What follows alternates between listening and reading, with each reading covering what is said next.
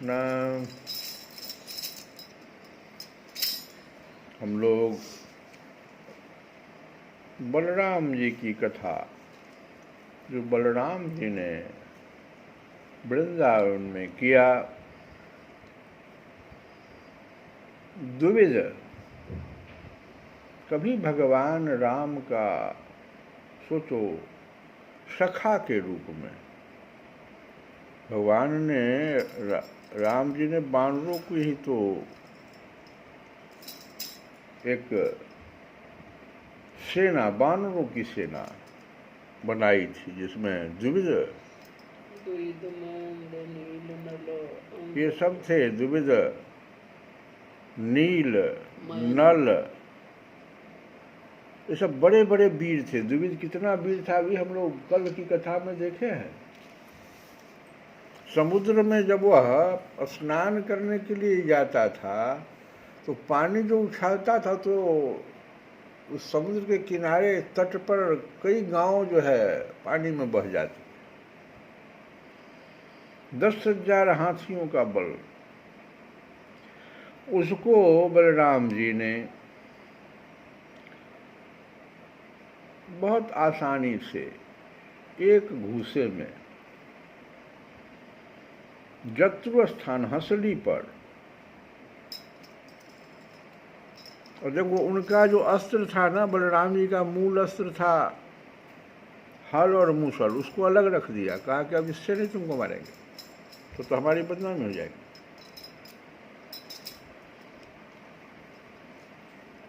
दोनों हाथों से उसके जत्रु स्थान पर प्रहार कर दिया। बस वो खून उगलता हुआ धरती पर गिर गया। और यहीं पर सुखदेव जी कहते हैं, परीक्षित आंधी आने पर जैसे जल में डोंगी डगमगाने लगती है, वैसे ही उसके गिरने से बड़े बड़े वृक्ष और चोटियों के साथ सारा पर्वत हिल गया। ये बताओ, भगवान राम के साथ मित्रता करने वाला और समय बदल गया, त्रेता युग था वो, इसका संगति कुसंगति कहो ना, भौमासुर से हो गया।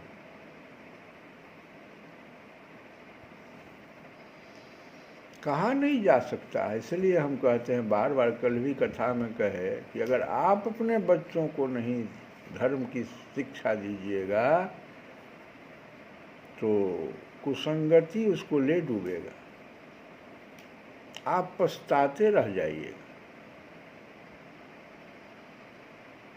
और भगवान राम ही बलराम, देखो उसको मार रहे हैं, कृष्ण के द्वारा नहीं मारा जा रहा है। जहां राम लगा हुआ है वही आकर के फिर मार रहे हैं बलराम जी।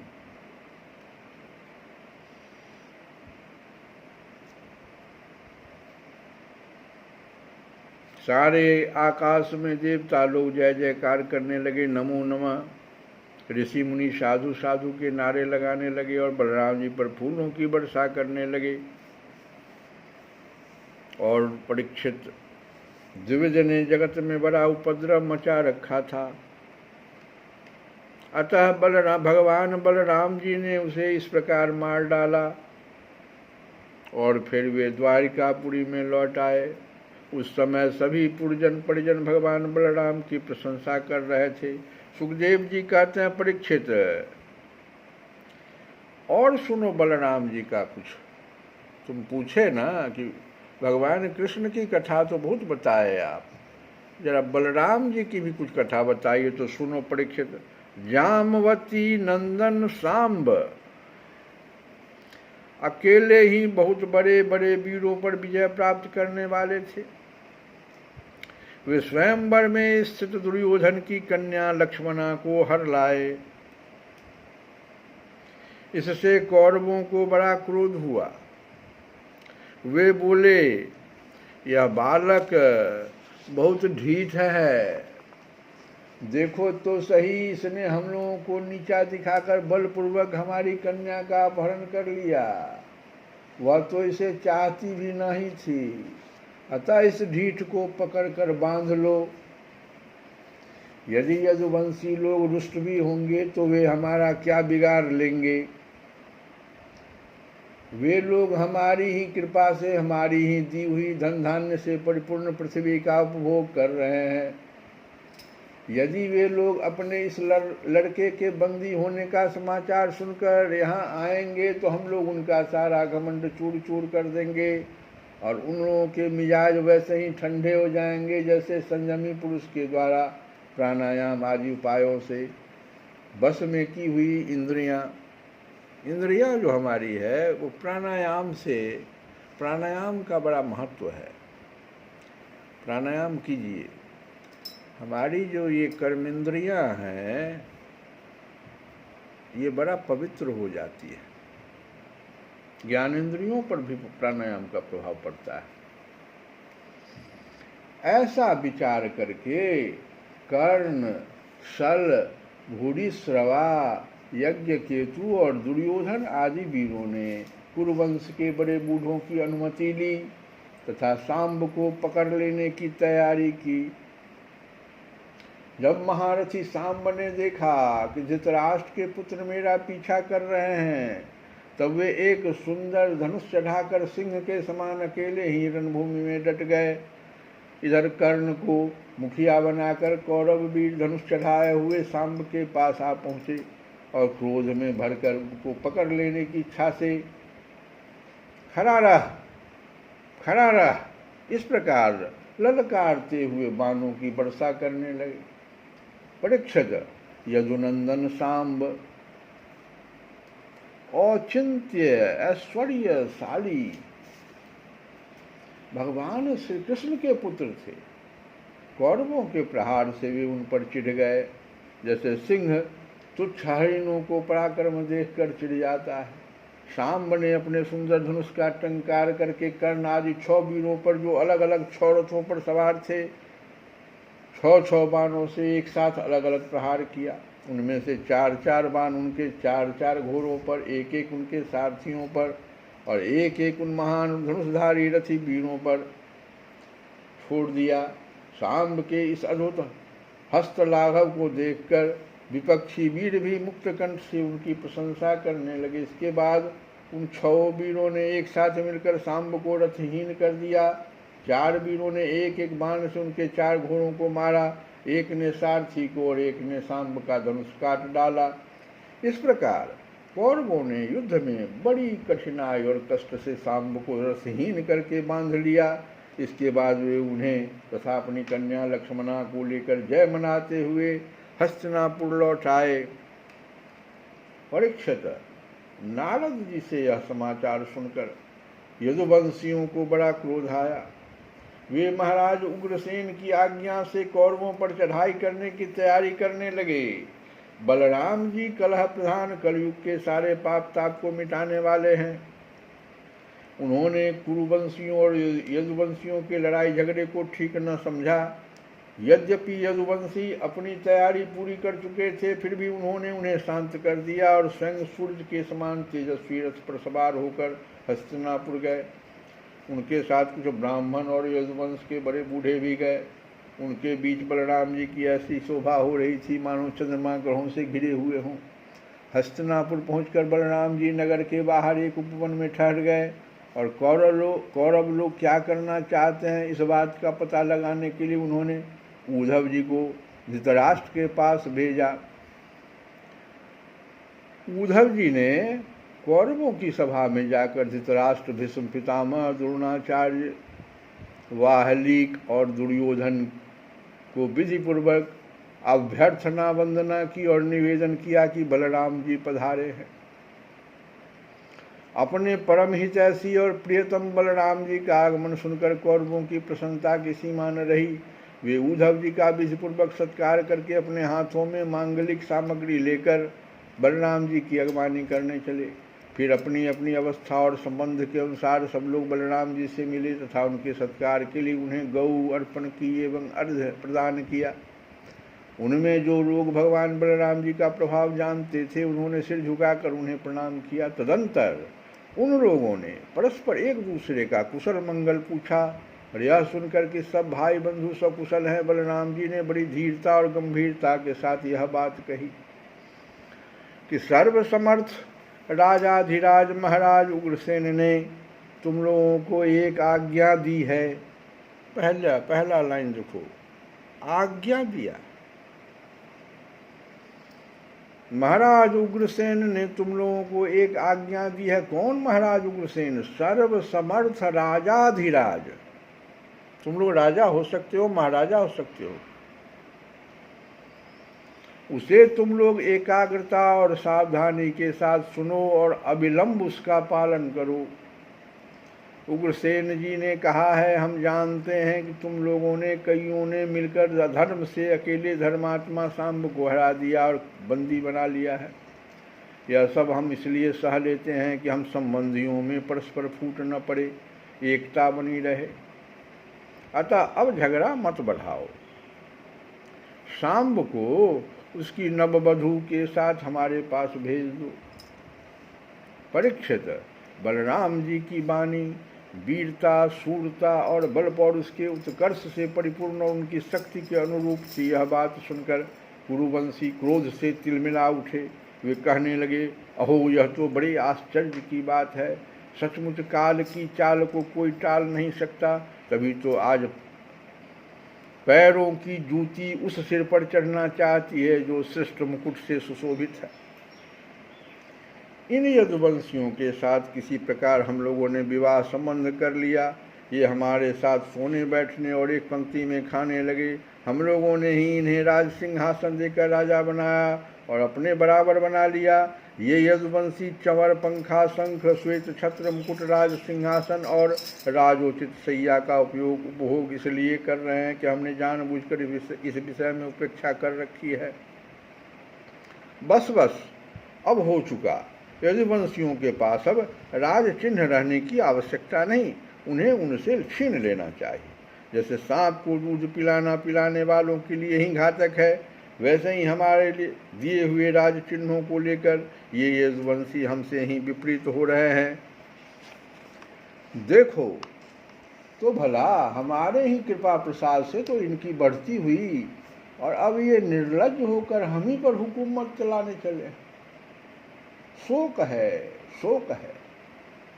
जैसे सिंह का ग्रास कभी घेरा नहीं छीन सकता, वैसे ही यदि भीष्म, द्रोण, अर्जुन आदि कौरव वीर जानबूझकर न छोड़ दें, न दे दें, तो स्वयं देवराज इंद्र भी किसी वस्तु का उपभोग कैसे कर सकते हैं। श्री सुखदेव जी कहते हैं, परीक्षित, कुरुवंशी अपनी कुलीनता, बांधवों, परिवार वालों जैसे भीष्म आदि के बल और धन संपत्ति के घमंड में चूर हो रहे थे। उन्होंने साधारण शिष्टाचार की भी परवाह नहीं की और वे भगवान बलराम जी को इस प्रकार दुर्वचन कहकर हस्तिनापुर लौट गए। अब आगे की कथा कल हम लोग सुनेंगे कि भगवान बलराम जी ने आखिर क्या किया। अभी एक हम लोग भजन, और बहुत सुंदर भजन, उसको पहले श्रवण करें।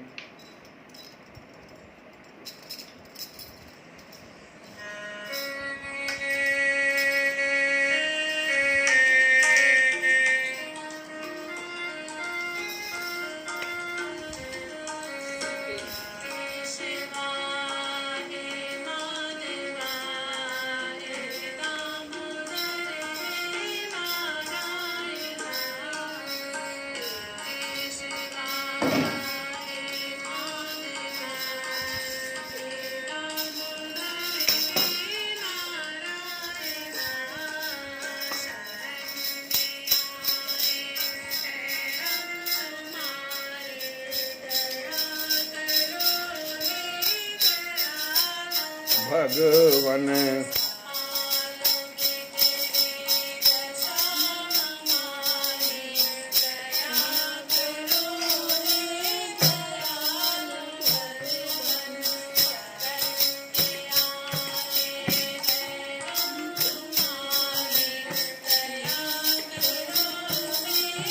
दयालु भगवन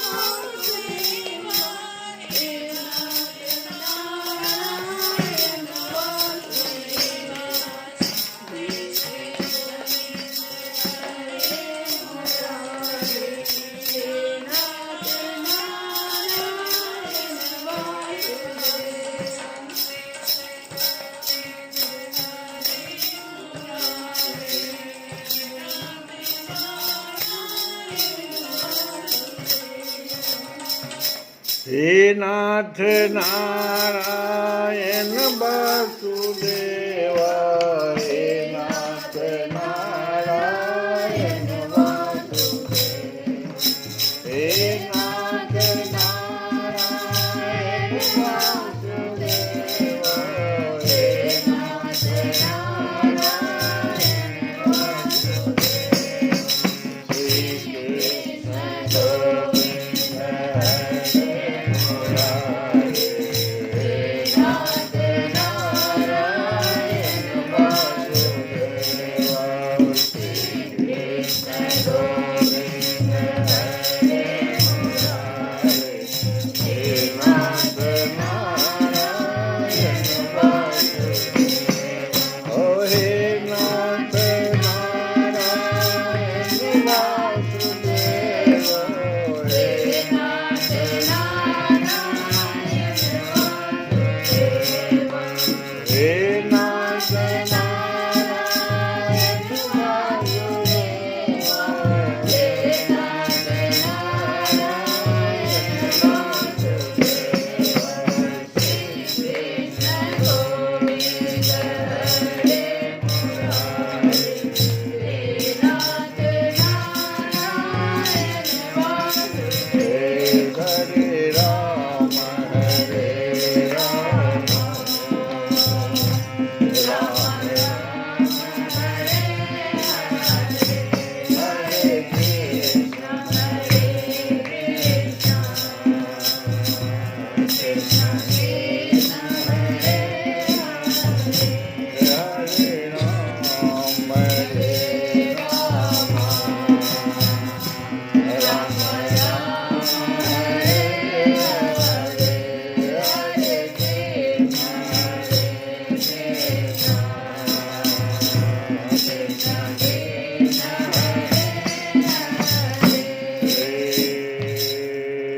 श्री कृष्ण गोविंद हरे मुरारे।